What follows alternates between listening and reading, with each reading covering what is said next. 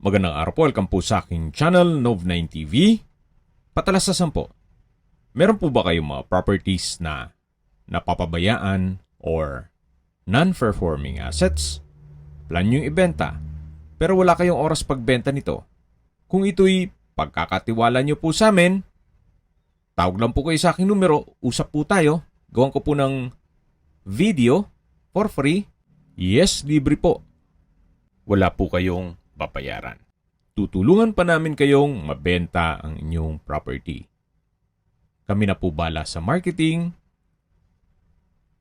sa boosting,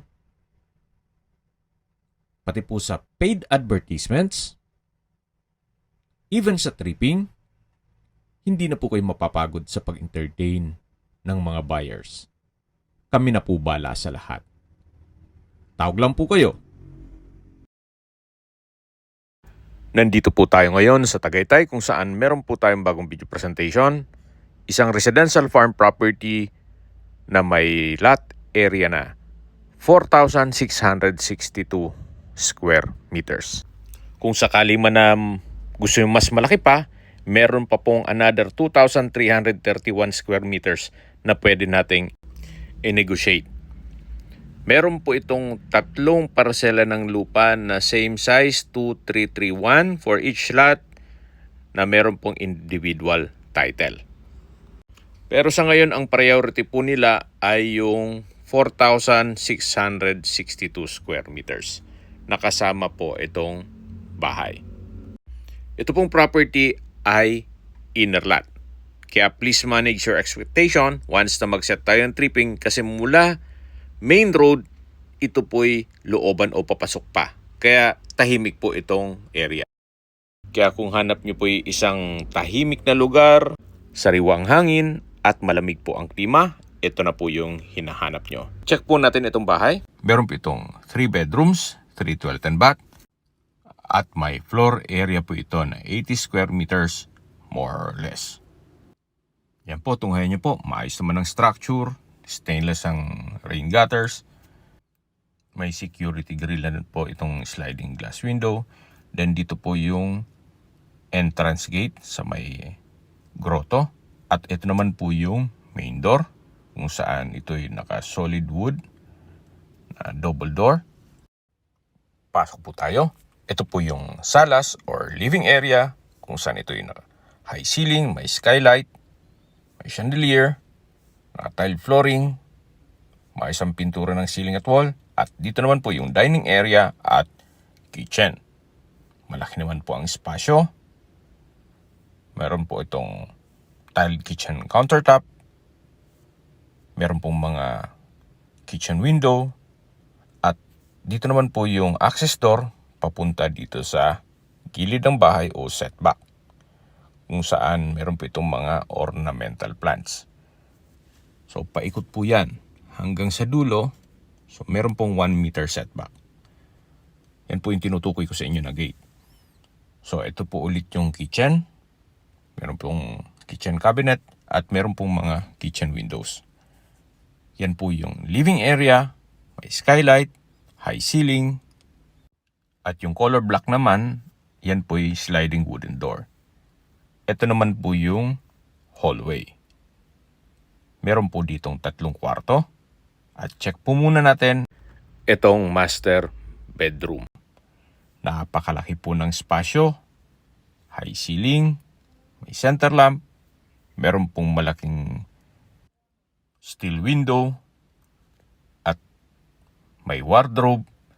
Dito naman po sa dulo ay yung toilet and bath. Meron pong bathroom countertop. May vanity mirror. Ito naman po yung toilet and bath. Naka-tile bathroom wall, may shower enclosure. Tile bathroom countertop, bathroom sink, bathroom window, at maayos naman po ang toilet fixtures. So ayan po, tunghayan nyo ulit. Bago tayo lumabas, napakalaki po ng espasyo at napakaaliwalas. So lalabas na po tayo para check natin ibang parte ng bahay. Ito po yung ulit yung hallway. At dito naman po yung pangalawang kwarto. Ito pong pangalawang kwarto ay naka-tile flooring na rin. Meron pong malaking steel window at may sariling toilet and bath. Naka-tile bathroom wall, may overhead shower at maayos naman ang toilet fixtures. Okay, labas po tayo.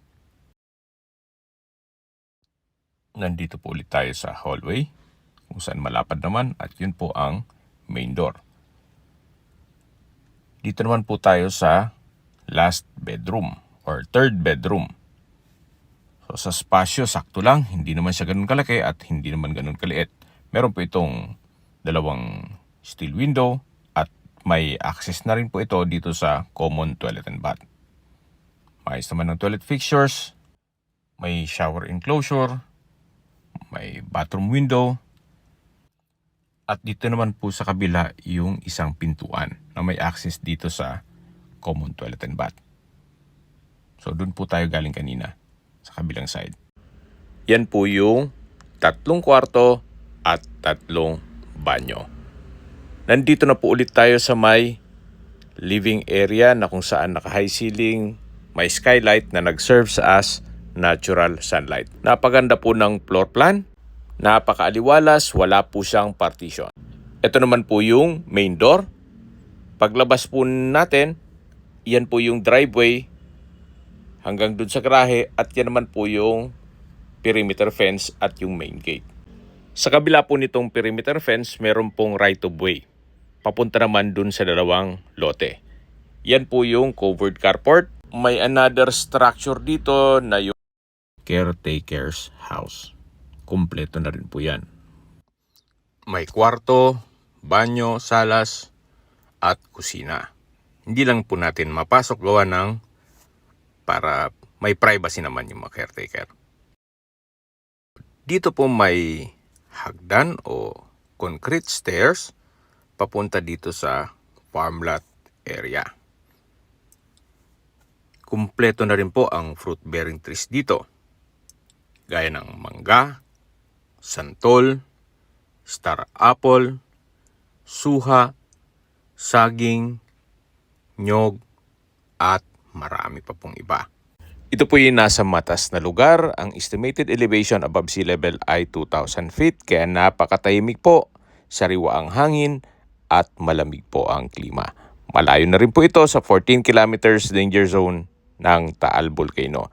Marami po kayong pwedeng i-project dito gaya ng camping site or mini bike trail. Maganda naman itong area. May slope ng konti. Pwede rin pong private resort and events place. Sa lawak po nito, pwede rin pong gawing staycation business. Lagyan nyo po ng mga nauuso ngayon na A-frame house design. Yan po'y very minimal lang ang magiging costing nyo pag mga ganyang disenyo ng bahay. Very artistic pa po. Pero kung ayaw nyo mang magnegosyo, pwede naman po itong gawing family farm estate. Para buong pamilya nasa loob ng isang compound. Okay, recap lang po sa mga ng video. Ito pong property ay nasa Tagaytay. May lot area na 4,662 square meters. At may individual title. At ang kagandahan pa dito, ilang metro lang po ang layo nito mula Bypass Road or Tagaytay Bypass Road or Citibex Cavite Tagaytay Batangas Expressway. Ganun po kaganda itong lokasyon ng property. Mamaya po pag-usapan natin yan sa distance, location at travel time.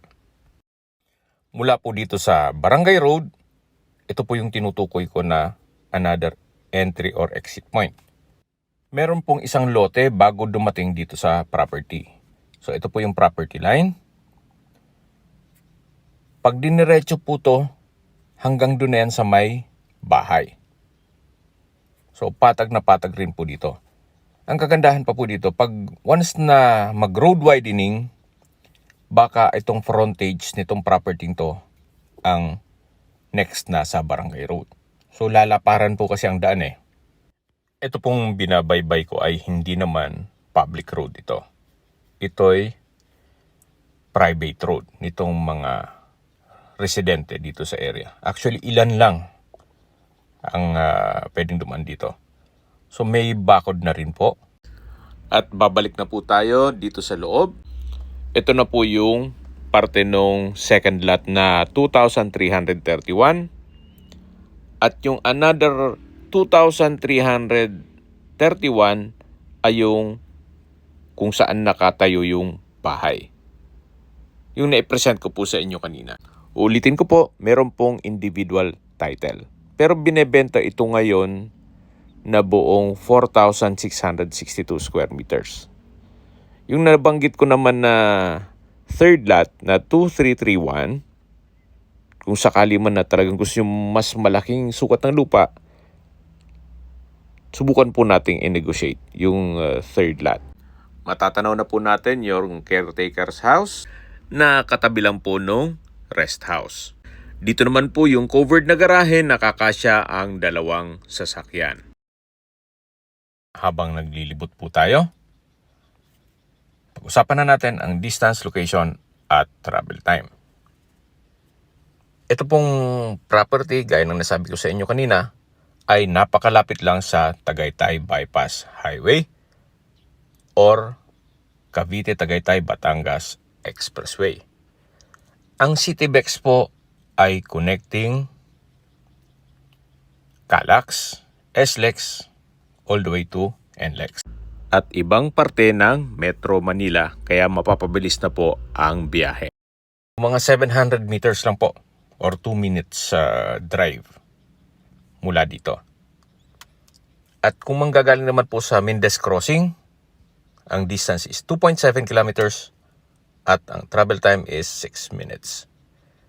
Mula naman po sa Tagaytay Rotonda, ang distance is 8.1 kilometers at ang travel time is 15 minutes. Sa Tagaytay Rotonda naman po ay kompleto na rin, gaya ng malls, hotels and restaurants, church, schools, at hospital. Yan po ang lagi kong binabanggit sa aking video na dapat nyo i-consider sa paghanap ng property ay yung meron pang malapit na hospital.